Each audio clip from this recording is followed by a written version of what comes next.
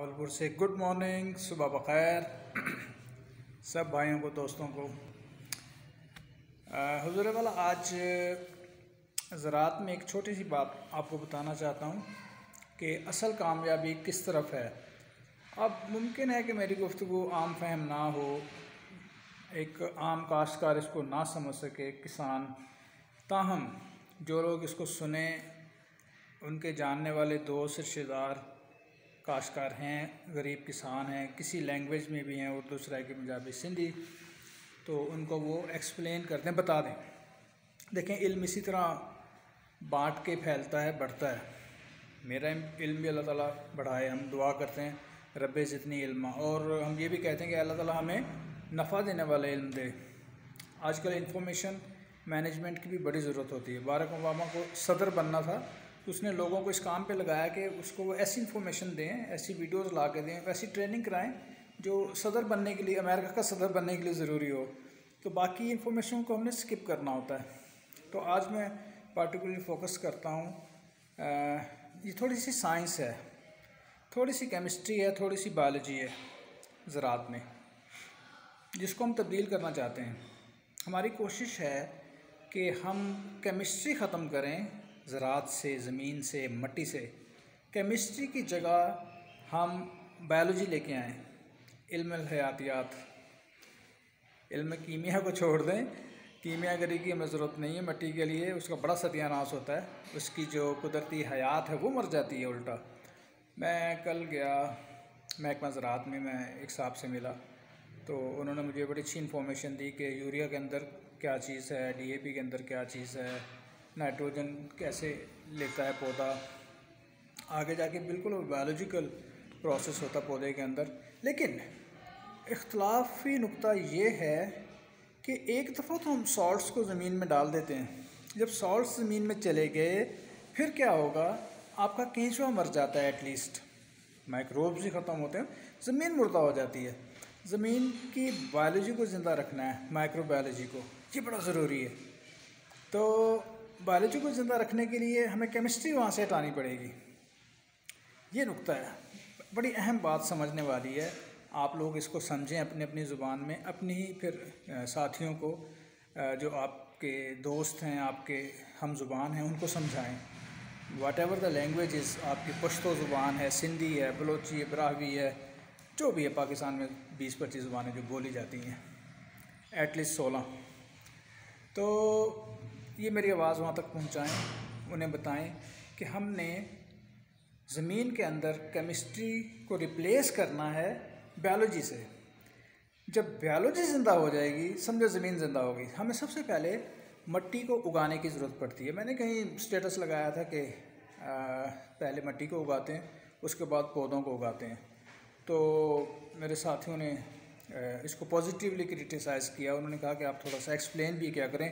तो this video is an effort towards that statement, that mission, कि मुझे समझाना है किसानों को, लोगों को, दोस्तों को कि आखिर हमने ज़मीन को कारामद बनाना किस तरह। सबसे पहले आपने ज़मीन को उगाना है, सॉइल को प्रिपेयर करना है, सॉइल को पालना है, उगाना है। हकीकतन मट्टी को ज़िंदा किया जाता है, उगाया जाता है। इसके बाद फिर किसी भी पौधे और फसल की बारी आती है। इस प्रोसीजर में स्टेप को हम स्किप नहीं कर सकते, ये बड़ा ज़रूरी है, ये करना होता है। Excuse me. तो उधर वाला, आपने you have to replace chemistry with biology, फिर बात बनेगी जाके। आपने कीमियागरी को छोड़ के जो कुदरती हयात है उसको ज़िंदा करना है। उसी को नूर कहते हैं कुछ लोग। वो वजाहत वलायत साहब आपके वज़ीराबाद से, उन्होंने बड़ी प्यारी बात की थी कि ज़मीन की पहली 10 इंच की जो क्रस्ट है, ऊपर की जो तह है, उसके अंदर नूर है ज़मीन का, वही हयात है। इसका कत्लेआम ना करें। केमिकल्स डाल के सबसे पहला इम्पैक्ट तो ये आ रहा होता है कि वो बायोलॉजी तबाह हो गई। जब बायोलॉजी तबाह हुई फिर उसको कोई केमिस्ट्री उठा नहीं सकती। बायोलॉजी जो है वो उसकी कीमियाई ज़रूरियात पूरी कर सकती है नेचुरली। पौधे को एक बैलेंस डाइट देते हैं, जो माइक्रोब्स हैं वो सारी चीज़ें, माइक्रोजल फंगी है, केंचुआ है, तो वो ज़मीन में पौधे के लिए खुराक तैयार करते हैं, ज़मीन के न्यूट्रिएंट्स पौधे को देते हैं, और नाइट्रोजन की फराहमी होती है उससे, एक नेचुरल जो तरीका वो बैलेंस्ड होगा।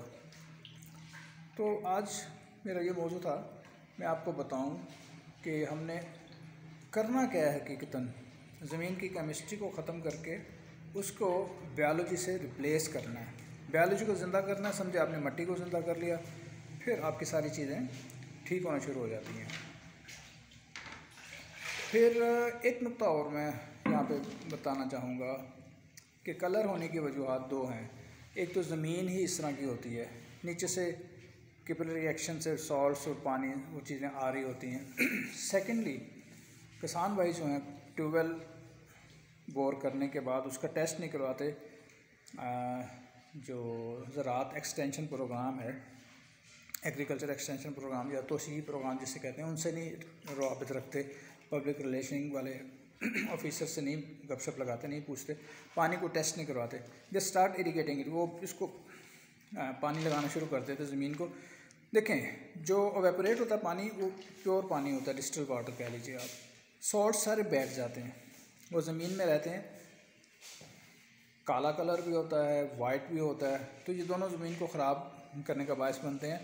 इससे होता क्या है कि ज़मीन की दफ़ा उसके पोर्स जो हैं वो बंद हो जाते हैं, ऑक्सीजनेट नहीं हो पाती हैं जड़ें, और फिर ऑस्मोसिस जो है उससे पौधे का जो अपना मॉइस्चर है वो भी ज़मीन में चला जाता है इस प्रोसेस से, तो अल्टीमेटली फसलें ख़त्म हो जाती हैं।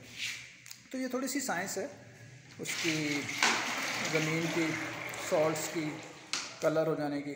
उसको ख़त्म करने का तरीका ये है कि आप फिर टनों के हिसाब से जिप्सम डालते हैं और इसको मतलब पानी से वॉश करना पड़ता है, फुल फ्लड करना पड़ता है इसको, ताकि कलर ख़त्म हो। तो इट्स ऑल अबाउट साइंस।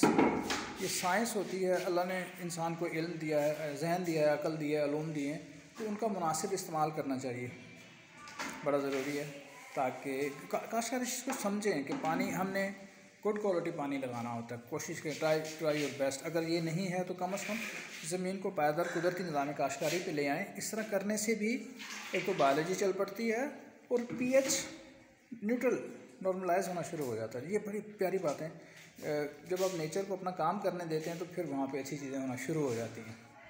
तो मेरी काविशें हैं, मेरे प्यारे दोस्त कई कहते हैं यार आप सर फोड़ रहे हैं, मथा मार रहे हैं दीवार के साथ, भैंस के आगे बीन बजा रहे हैं, you beating about the Bush. तो इट्स ओके, हमें ये करना है, कभी ना कभी कोई ना कोई इसको समझेगा, इसको आगे फैलाएगा। मैं अकेला हूँ, अब तो टीम बनती जा रही, अब मैं अकेला नहीं हूँ, मुझे कहना भी नहीं चाहिए। तो इंशाल्लाह ये आवाज़ दूर तक जाएगी, असर करेगी, लोग सुनेंगे इसको, इस पे अमल करेंगे इंशाल्लाह। तो promise to be with me. Pakistan जिंदाबाद। अस्सलाम वालेकुम रहमतुल्लाहि व बरकातहू।